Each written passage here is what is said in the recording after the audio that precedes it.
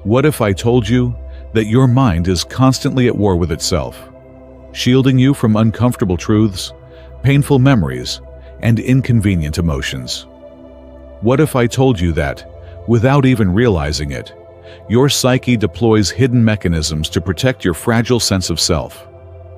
This is the world of defense mechanisms, an intricate psychological shield first theorized by Sigmund Freud. Today, we'll dive deep into three of the most influential ones: repression, denial, and displacement. Sigmund Freud, the father of psychoanalysis, proposed that our psyche is divided into three parts: the id, the ego, and the superego. The id represents our most primal desires, the unconscious urges that seek instant gratification. The superego is the moral compass, enforcing societal norms and values. The ego is the mediator, balancing these opposing forces while ensuring we function effectively in the real world. But sometimes, life overwhelms us. Conflicts between our desires and moral boundaries create anxiety, and to protect itself, the ego employs defense mechanisms, automatic, unconscious psychological processes that shield us from distress.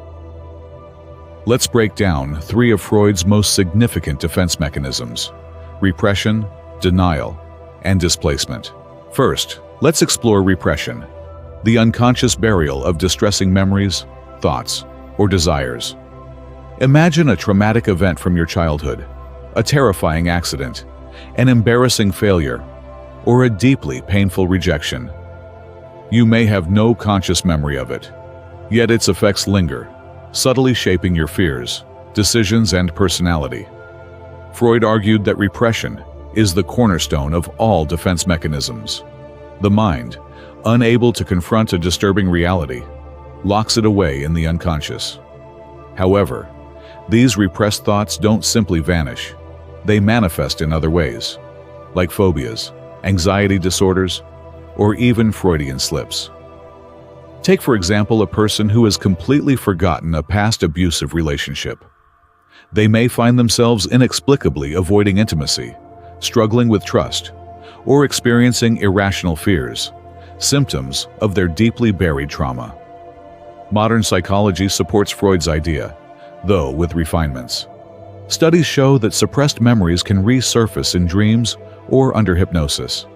Some researchers argue that while repression exists, our mind is not always effective at permanently erasing traumatic experiences.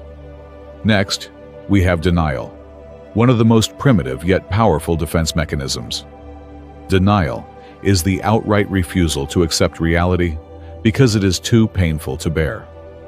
Unlike repression, where the memory is buried, denial actively rejects what is in front of us. A common example: addiction. A smoker insists, "I don't have a problem. Lung cancer won't happen to me." A gambler who has lost everything says, "One more bet and I'll turn it all around." A person in an abusive relationship believes, "They love me. They didn't mean it." Denial allows individuals to temporarily escape the harsh truths of reality, but at a heavy cost. The more someone denies, the deeper they sink into self-destruction. Psychologists argue that confronting denial is crucial for personal growth and mental well-being. Take the financial crises. Many investors, despite clear warning signs, refused to believe that markets were crashing. Their denial led to catastrophic losses, proving how dangerous this mechanism can be when taken to extremes. Lastly, we explore displacement, redirecting emotions from their true source onto a safer target. Have you ever had a terrible day at work and then snapped at a loved one for no real reason? That's displacement in action. Rather than confronting the actual source of frustration, perhaps an overbearing boss or a toxic work environment, the mind finds an easier target. This is why stress at work often leads to arguments at home. Consider the infamous kick the dog effect. A man is humiliated by his boss. He cannot retaliate, fearing job loss. Instead, he goes home and shouts at his spouse. The spouse, in turn, yells at their child. The child, unable to fight back, kicks a dog. Displacement allows temporary emotional release, but it does not resolve the root problem. Over time, it can create cycles of anger, resentment, and even abuse. So, what have we learned? Repression locks away painful memories, shaping our behaviors in ways we don't always understand. Denial blinds us from reality, allowing us to ignore harsh truths, often at a devastating cost.